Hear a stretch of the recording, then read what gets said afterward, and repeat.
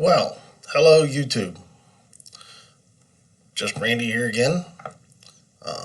Trying to do the best I can with this stay-at-home order and trying to come up with another video here to keep this channel going. See what you guys like, see what you don't like, see if this gains any interest at all. So today I'm going to branch off into something new, and I'm going to try to catch you guys with one of the projects my brother and I are doing. As I mentioned in the last video, one of the things that I do to keep busy as another hobby is World War II reenacting. And that consists of like a living history display. There's probably 8 or 10 of us that do it here in my little group. There's thousands and thousands of them across the country and around the world. There's millions of them. We do basically a static living history event. And that means basically when we go out to an event, we dress the part, we act the part, we set up, we live the part for the weekend or week or whatever, however long we're there. And I'm going to attempt to show you some of that here at the beginning and show you one of our projects that we're, 7 years into now? So hopefully I'll get you caught up to where we are today. And from here, after this video forward, I'll do some more traditional YouTube videos where I'm actually filming while we're working on the truck. So one of these things I want to do is show you some of the events that we do during a living history display. So this first one I'm going to show you is our group set up at a local trolley museum here that's close to me. And what you see is our little display. Now remember, each one of these displays belongs to the individual, not the group. So somebody like me, they're the other guys like me, go out and find these things. They find originals when they can, reproductions when they have to. So a lot of this stuff is original World War II stuff. In my case, my tent is original. It's dated 1943. A lot of my stuff's World War II dated. But the bigger thing you'll note is the 2 vehicles sitting in front of the display. The smaller one is a Jeep, which everybody with their uncle will recognize. The one to the right of it is the truck that I have in my yard, and that's a 1943 Dodge WC63 ton-and-a-half 6x6 weapons carrier. And I'll show you some more of that here as we go on in the video. But that's one of our little displays we have set up here at a local trolley museum. And then this next picture is going to be our same little display, but this is at a Jeep Fest. There's a big bunch of Jeep enthusiasts, and they have, the Jeep was, I don't know if anybody knows this or not, but the World War II Jeep was designed, engineered, and created here just north of Pittsburgh, where I am, in a town called Butler. It was invented and spec'd out by a company called the Bantam Car Company. It's just a little dinky car manufacturer up here in Butler, Pennsylvania. Bantam they were awarded the contract to build the Jeep, but they're such a small company they couldn't keep up with production, so the government ended up farming out the designs and everything to Ford, and Ford ended up making the GPWs, and later on Willys and all those. So, but the original Jeep, as you know it, or as World War II knows it, was made by the Bantam Car Company in Butler, PA. So every year, Butler County has a thing called the Bantam Jeep Fest. It's 10 years running. They didn't have it this year because of all this pandemic thing going on, which is kind of a bummer because it's a really cool event. And we love going. We've been going since the first year. But this is our display up at the Bantam Jeep Fest. That first tent you see closest to the left there is my display. And then in the middle is my little brother. And on the end is another guy, ours.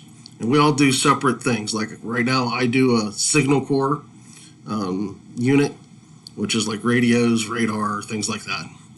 My brother Sean does a military police one, and Reed on the end, he does a medic or a hospital company.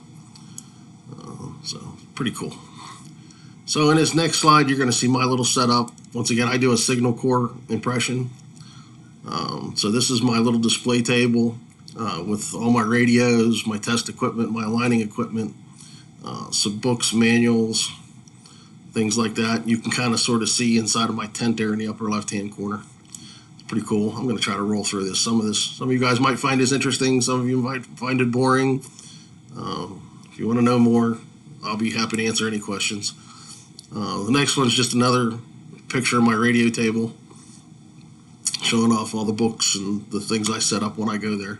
And when I get these are actual dated rate pieces of radio equipment. All my stuff works. So I can hook power up to any of my radios or my test equipment, and everything works. And it's all World War II dated. Once again, I'm an amateur radio or a ham radio operator. So this is my attempt at combining two hobbies into one. So I buy these things at various places and then fix them up if they don't work and get them to function, and then I take them out and put them on display. And then what I can't find, we try to recreate or build. And this next slide is going to be one of the things I did when I first started. I tried to do an impression of a demolitions company or a Delta Explosives, and I wanted something nobody else had. So I came up with the idea to make a Bangalore torpedo set. And what that is that's a big long pipe bomb you put together on site. If any of you watched Saving Private Ryan, the movie, when they first hit the beach and they have to bridge the barbed wire emplacement, they do the Bangalore relay, and that's what this is. So a friend of mine, Reed, he built the box. We found the specs to be able to build the box, and he built the box for me. I can't believe he actually, when I told him the crazy idea I wanted to build this, I can't believe he actually said yes. So we built the box, and then the next slide's the actual torpedoes inside. So we took PVC pipe, plumbing pipe, and got the right OD green color, found out all the specs of what one would actually look like, and painted them and stenciled them and got the caps and the detonator blasting caps, found all the little pieces, parts, put them all together. The little note on the door is the instructions for the kit and what every little piece does. So that only took a couple of months to build, but that was a fun little project. Excuse me. And then the more meat and potatoes of what you guys probably want to see is the truck. So this next slide is me in front of my WC-63.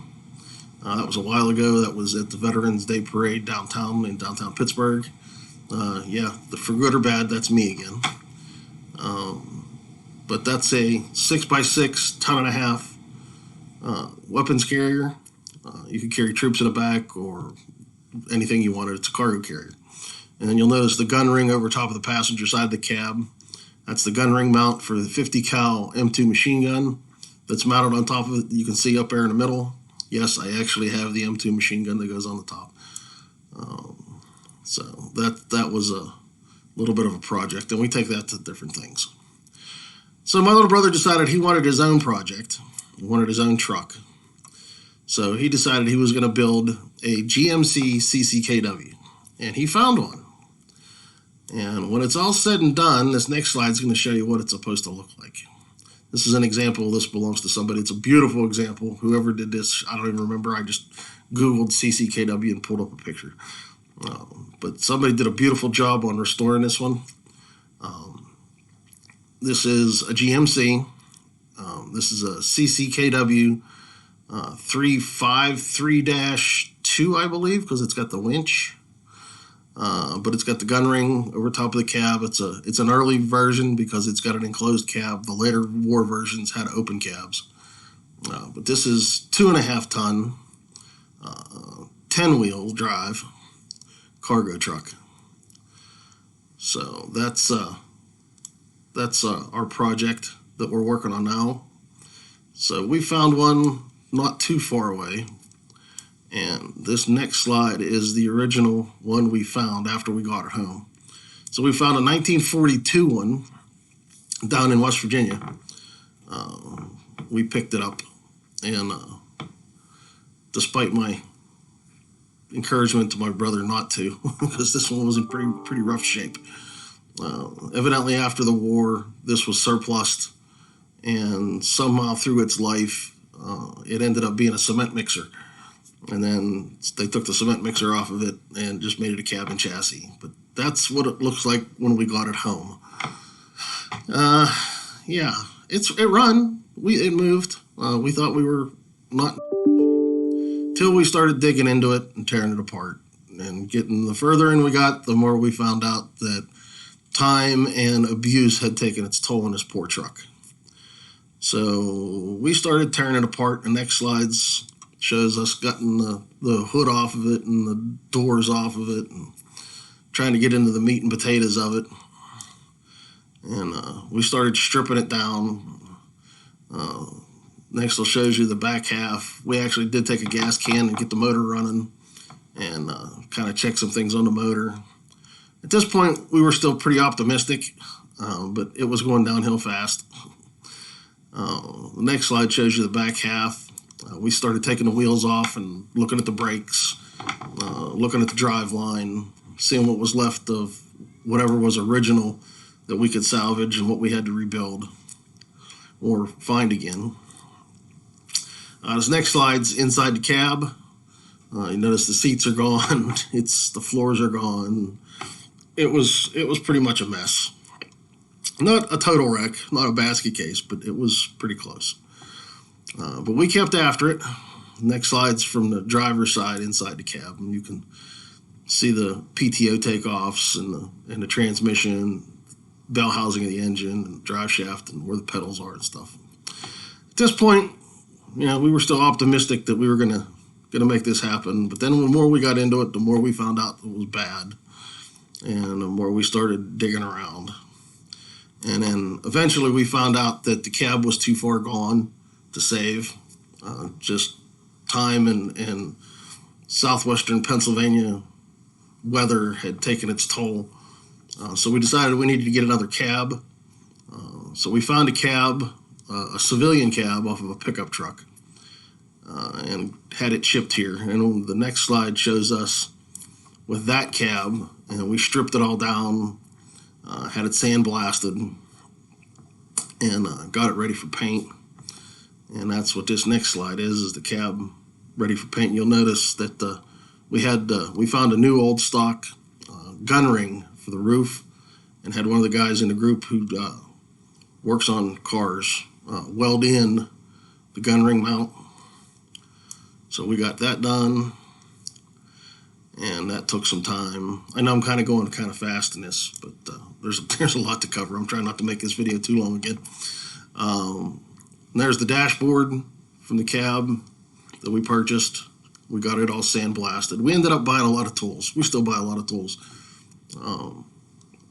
That's what the dashboard looked like after we got done sandblasting it. Now, we did all the sandblasting ourselves.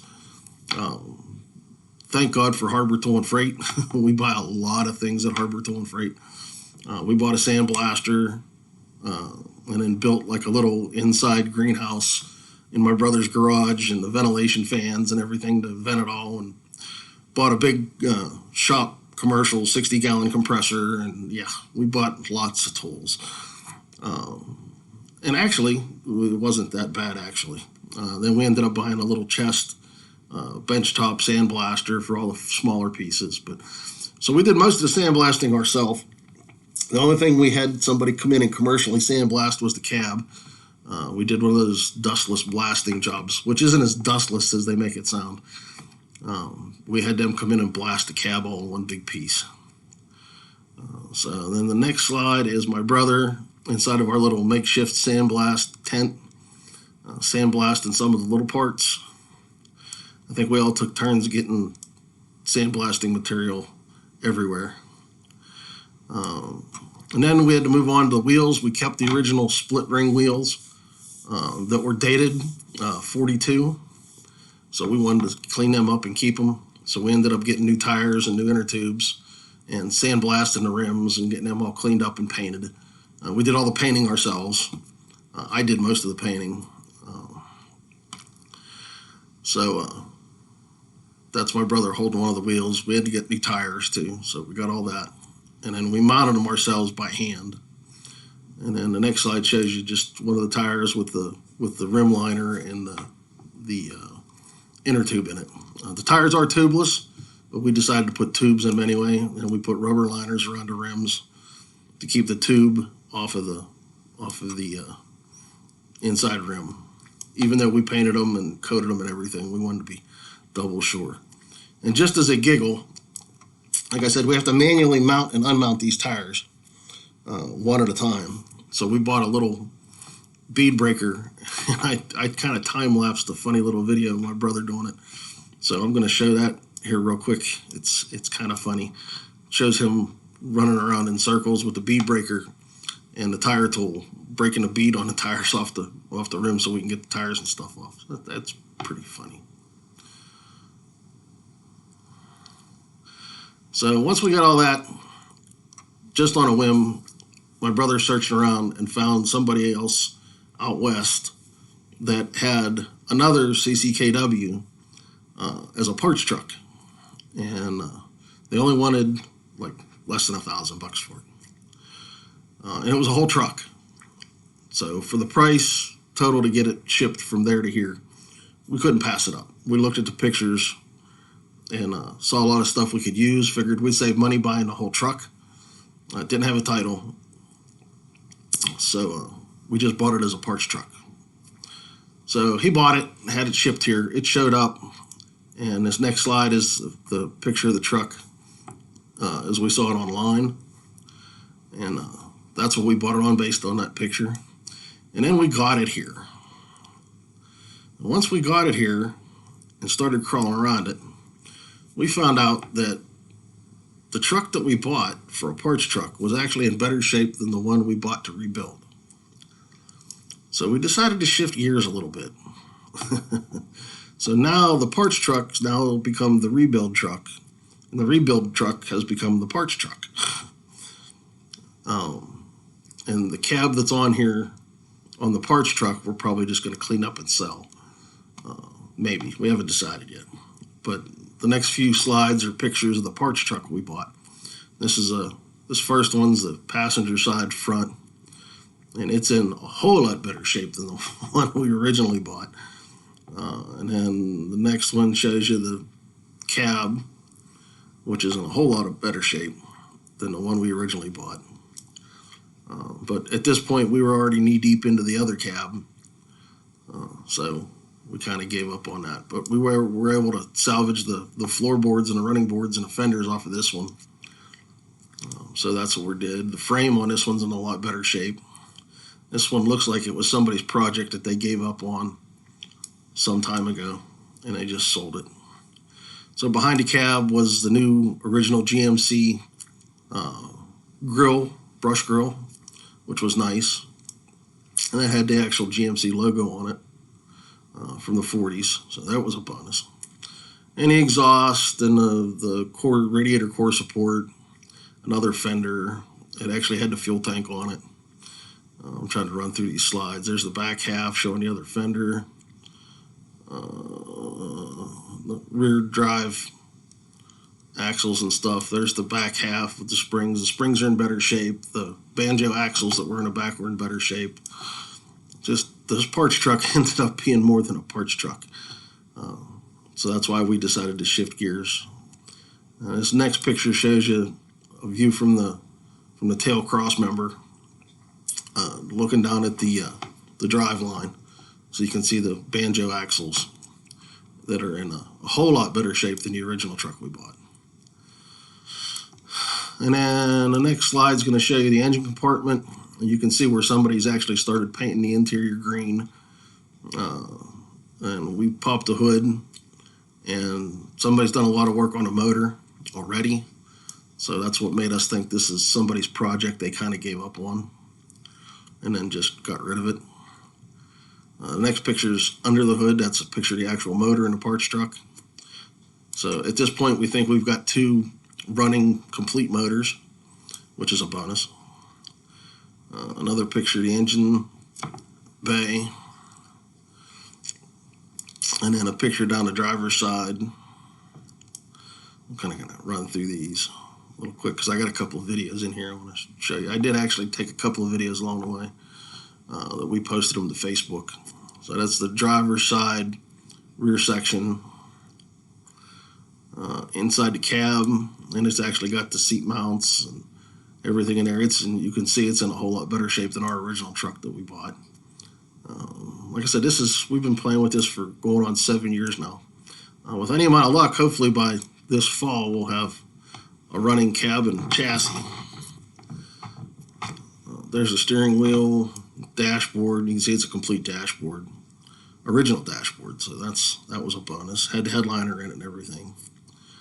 Some more parts inside the cab. So we started tearing apart things, and next picture is us ripping apart. I think that's the transfer case. I think that's a transfer case. So we didn't want to have to go back after we'd already been there as far as mechanical stuff. So we tore apart everything. So this is a transfer case we're tearing apart. We're checking the gears, checking the shafts, replacing bearings, everything you should do on a total rebuild. So that's the beginning of tearing apart the transfer case. And then this next picture is the transfer case all blown apart with all the bearings and the gears and stuff. We ended up replacing some gears, replaced all the bearings, cleaned everything up. It was quite an undertaking. And then the next slide is the transmission. We tore the transmission apart, did the same thing. All new bearings, took care of any gears that needed taking care of. All new gaskets, all new seals, getting everything cleaned up. Next picture is another picture of the transfer case blown apart, of us going through it, make sure it's cleaning up. This next picture is the transmission completed. So once we got it all internally fixed up, we cleaned off the outside, primered everything, painted it. And the one thing that we did do is we made sure, and we bought the paint guns and everything else and the right paint. Everything's got 3 coats of etching primer on it and 4 coats of military early shade OD green on it. With the exception of the cab we went a little overboard on. And that shows you the transfer all completed and painted. And if we keep moving on, it's sitting next to the transmission. So the next slide is going to show you the cab all in primer. Once again, we primered everything and then we flipped it over. Now on the underside of the cab, we did something a little different. I'll keep on moving here. That's the front part of the cab after it was in primer. Next picture is the back half of the cab in primer. On the bottom, anything we thought was going to be in contact with the road surface or in contact with the weather, especially the cab, we found out that you could get this bed liner that you could color tint. So on the underside of the cab, underside of the fenders, underside of the running boards, we put bed liner on them after we cleaned them up, and we color tinted the bed liner to the primer color. And then once we primer color bed lined everything underneath, we came back and primered it again over top of the bed liner and then put on a couple of coats of OD green paint. So anything that's exposed to the weather or road surface or road dirt is all double protected with not only paint primer but bed liner. We thought that would be a big bonus. So the next picture after the back of the cab is us painting the fenders and the hood. And then you'll notice in the foreground there in the center is the pillow block for the suspension. So when it comes off the transmission, those double axles, there's this pillow block that acts like a drive shaft connector. They call that a pillow block, and we rebuilt that. So this next one is a video. I'm going to show you this video of us actually starting to put things on the cab. This video kind of picks up not too long ago. We've already got everything in paint. We've already got a bunch of the parts ordered. This is where we're starting to put everything back together, and this is us we already put the doors on the cab. So the doors are complete. Driver's and passenger side door are complete with new glass, glass, weather stripping, all the interior stuff cleaned up and painted, window cranks, door latches, all that. And this is us playing around putting the seats in. So you can watch this little video. And like brothers do, we tend to pick on each other a lot. And we get into other side projects, and one of the other side projects is in here. So I'll let you watch this video and then pick it back up from there. All right, so wait a minute. After we got done playing with the generator, that thing, which is a side project that Sean picked up, we actually did something constructive, and we have doors now. And now, a monumental occasion, Sean breaks out the seat.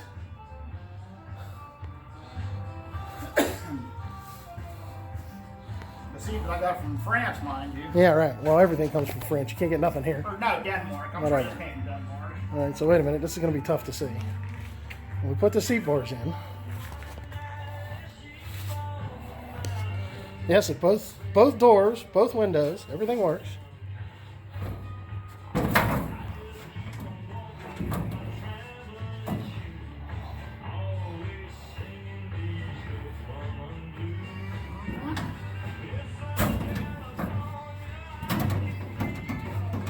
You can't put the back in yet because the back's still.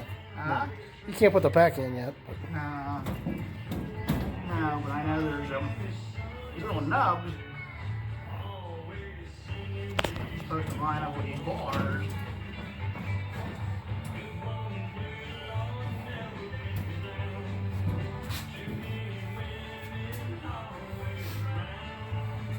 Yeah, that's the tester. The back's not going to. All right, so shut the other door. Huh? Shut the other door. All right, pull the cab back. Well, oh, you're going to try to put the back in. Yeah, I'm going to leave it in there.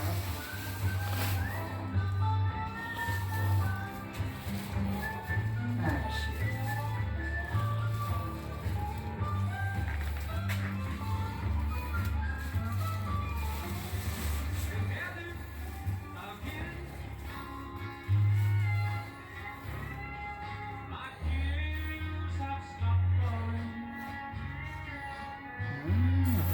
Adjustable condoms.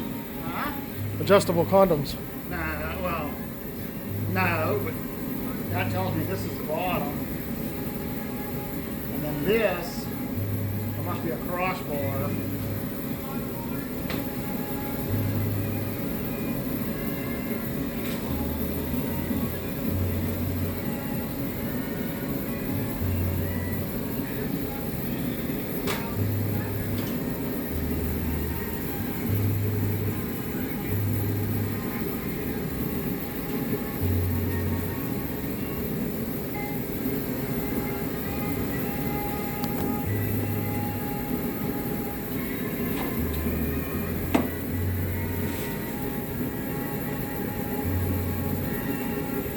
I'm assuming it goes down. Yeah, well, the hooks are on the top, so the hooks have got to go.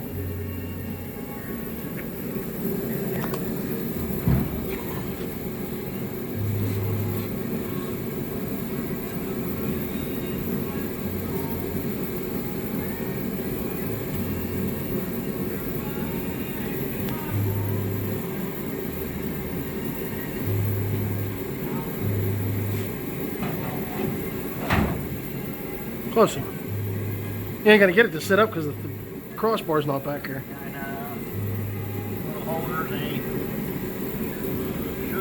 We got to get the crossbars in there yet. Yeah, you can kind of do that. It kind of looks right. Now wait a minute. We got to push the cab that way. We got to push the cab that way. Yeah. What are you doing? Just wait a minute. Oh, now you can get in your truck. See, now when you're out here in your garage,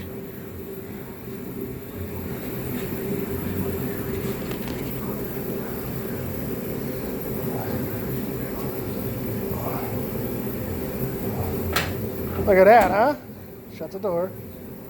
And roll up the window. Look at that, huh? No, it's a Flintstone mobile. You just put your feet down and start pedaling. That's much. It's going to be interesting to drive this fucker. Yeah, huh?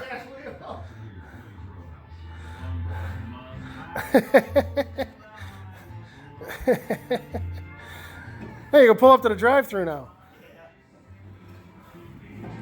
Look at that, huh? Dude, it's snug in here. Oh, I bet. You think it's snug in Myrtle?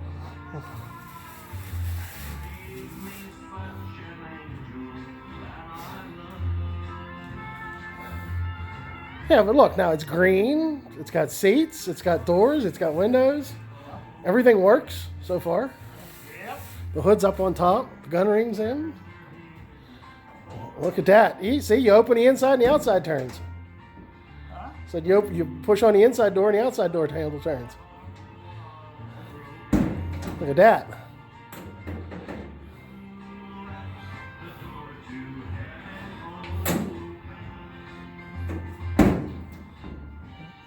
Maybe if you just shut it and let it click.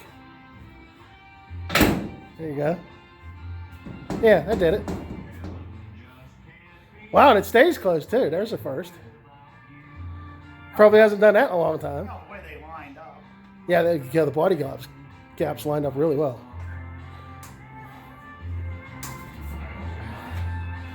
It's getting to be a truck.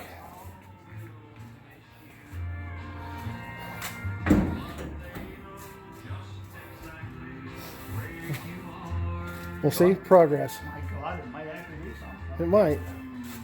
It's only taken how many years? 7. 7? This is the fiasco of working over here on the weekends. Look at this. Oh, there's Jules' bike. Forgot about that. The sandblasting booth that's paid off well. All right, but there's more. Here's where all finished parts go to rest.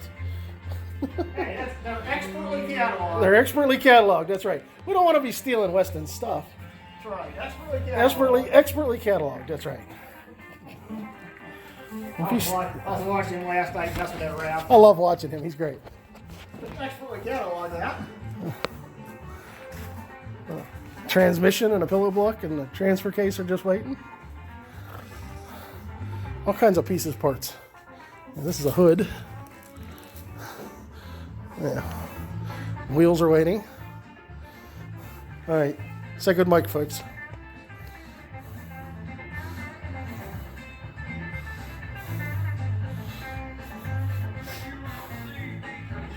Say goodbye.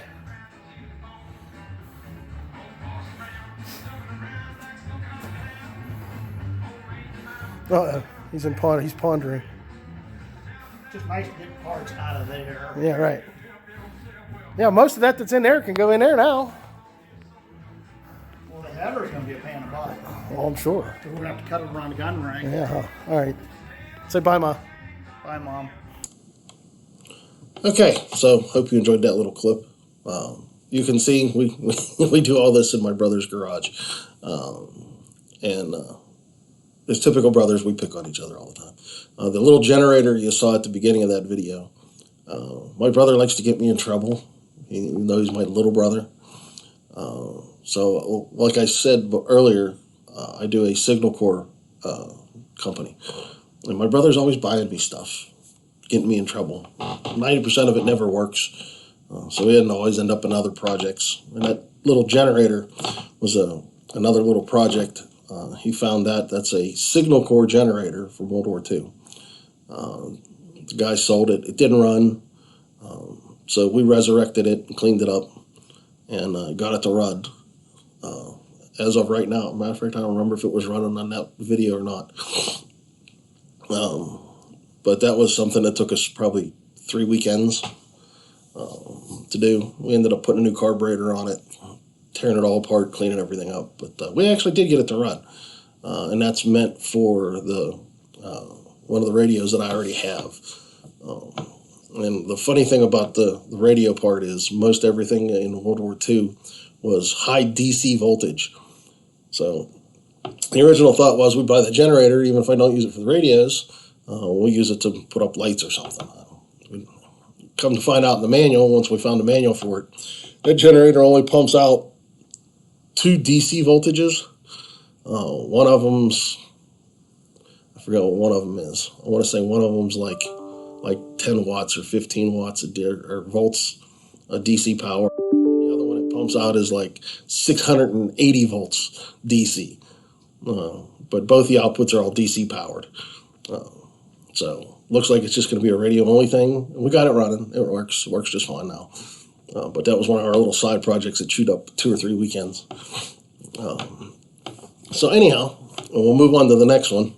I got another video in here, and this will show you guys not too much after that last video I just showed you, where we're actually putting a headliner up in to the inside of the cab.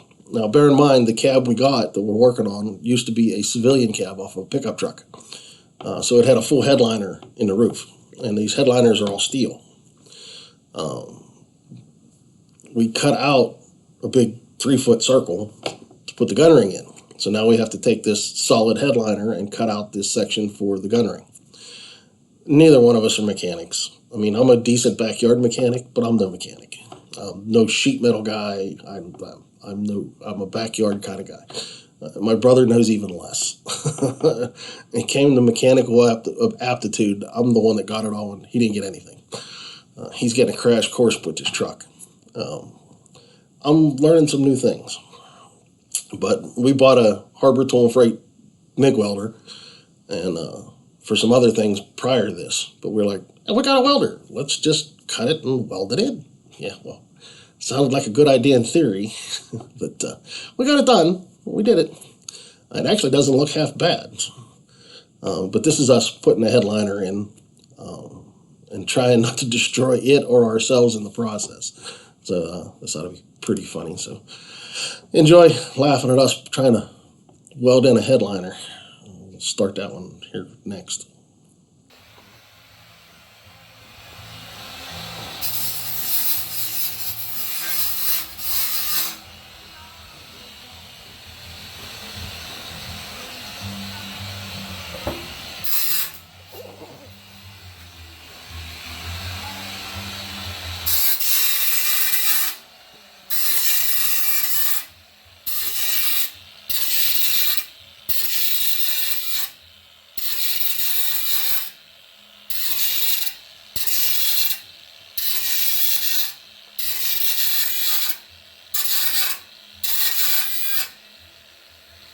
Battery's dying.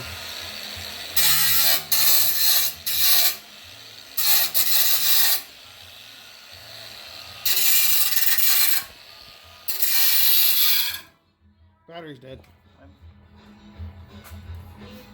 But it's just another Saturday, huh? Yeah. Should have had somebody else put this gun ring in. Huh? Should have decided somebody else put in his headliner and his gun ring.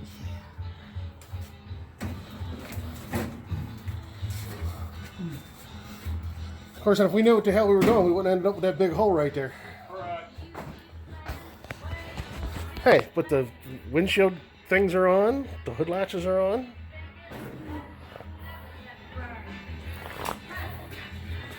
We're making headway. I have to have the windshield. Yeah, we got the windshield. The door glass is in. The back glass is ready. The seats are there. Even the little signal core generator is going to live.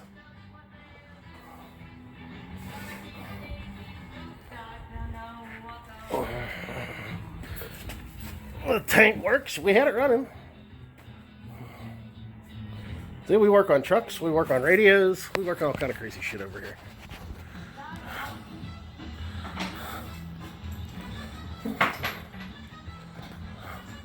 But this is what we do every weekend for the last 7 years.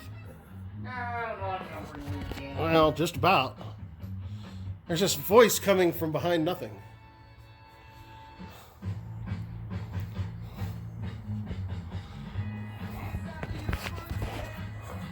Well, can I do it this way? Oh yeah, it does work that way.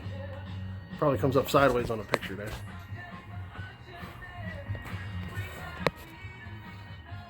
Well, this is what we do.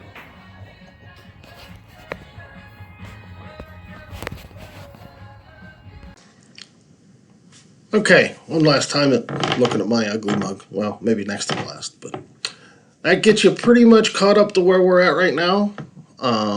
Just this past Saturday, we put the windshield in. So I'll try to get that this Saturday when we're working on it. This is like our Saturday thing. It's how my brother and I spend time together, working on his truck. And it seems to be an every Saturday thing when neither one of us are working. So that pretty much gets you caught up other than the windshield install, which we just did. So hopefully this coming weekend, I'll make another video of it, progress, what we get done this weekend.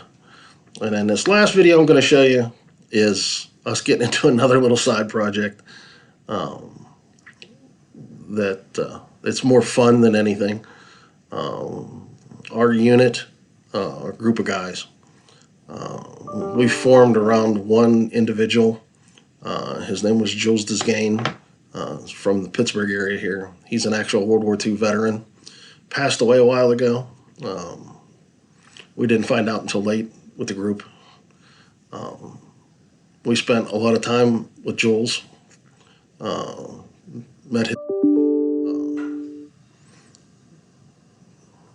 We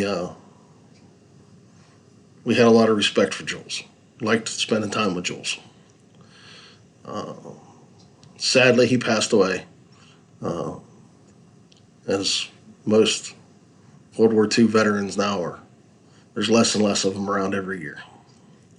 Let's face it, they're getting up there in age. We kind of had hopes on the family kind of remembering that the group would be definitely interested in preserving some of his things. He was actually there. Come to find out, and it was a freak accident that we found out. I actually found out. Evidently, unbeknownst to anybody in the group, they had an estate sale, as most people usually do when a loved one passes away. And I ran into a guy at a ham fest of all things. And I was buying another World War II piece of signal corps equipment. I was talking to a guy standing next to me. And the guy looks at me and says, "You wouldn't be interested in a World War II bicycle, would you?" And I went, "What?"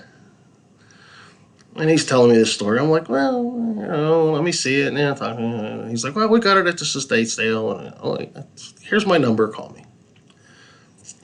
So the guy sends me pictures. He gives me a call. We come up with a price. He goes to bring it over. And as he brings it over and hands me all this extra stuff with it, one of these things is this little card. Well, I'm looking at the bike. I'm going, this bike looks really familiar. I don't know why I know this bike. I thought I was crazy.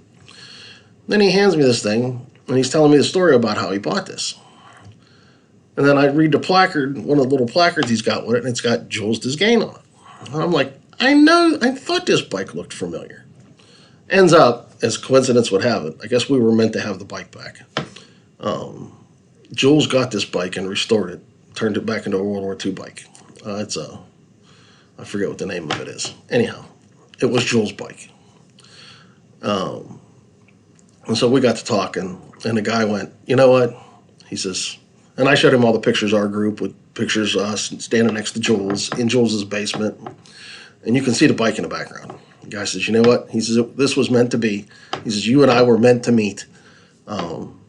He says, just take it. And then he gave me all kind of extra stuff with it that he'd got at the estate sale. Wasn't any good to him. He wasn't interested in any of it. But instead of trying to make a profit on it, he just, once we established the provenance to the bike, he's like, just take it. He says, it's meant to be back in your hands. And guy was real nice. Was a younger guy.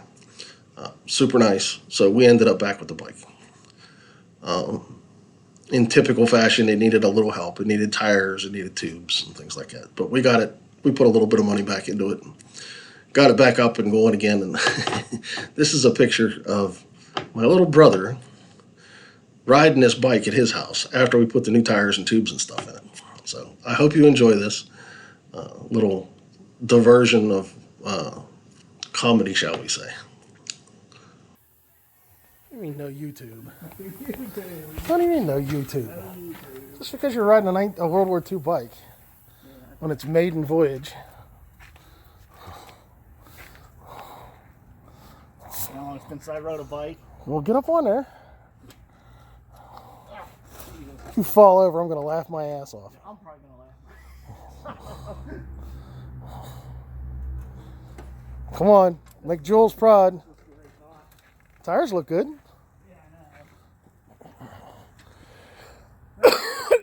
Brakes work.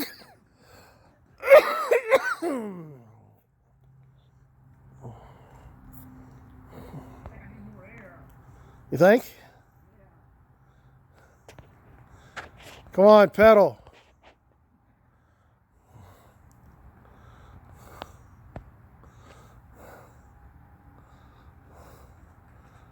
Come on, fat boy, pedal. Pedal. Going uphill. The criminal's going to get away from that patrol vehicle. I think the seat's got to get a little lower. But that's as low as it goes, huh? Yeah. Fuck, those seats, fucking tires were bulging, weren't they? There you go. Jules' bike lives again. Yeah, fix the headlight and...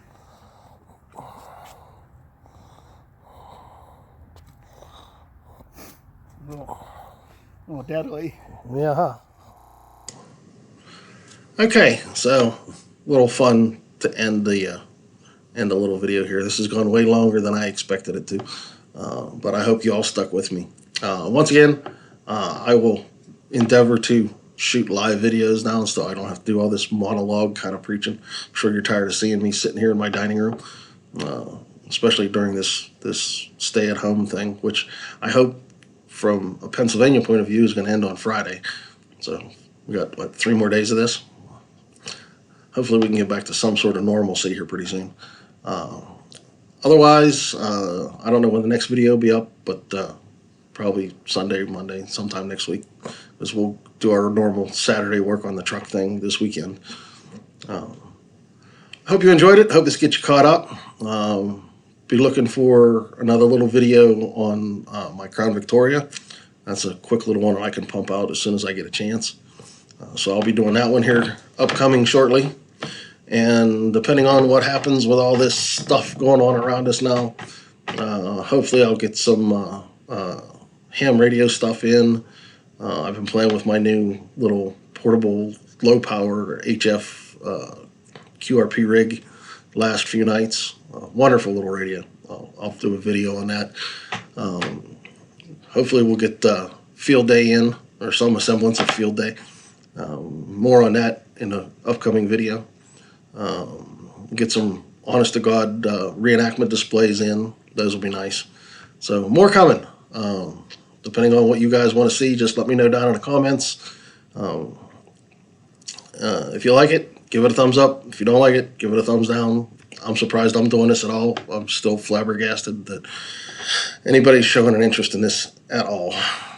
So, like I said, we'll keep seeing it until somebody tells me to stop.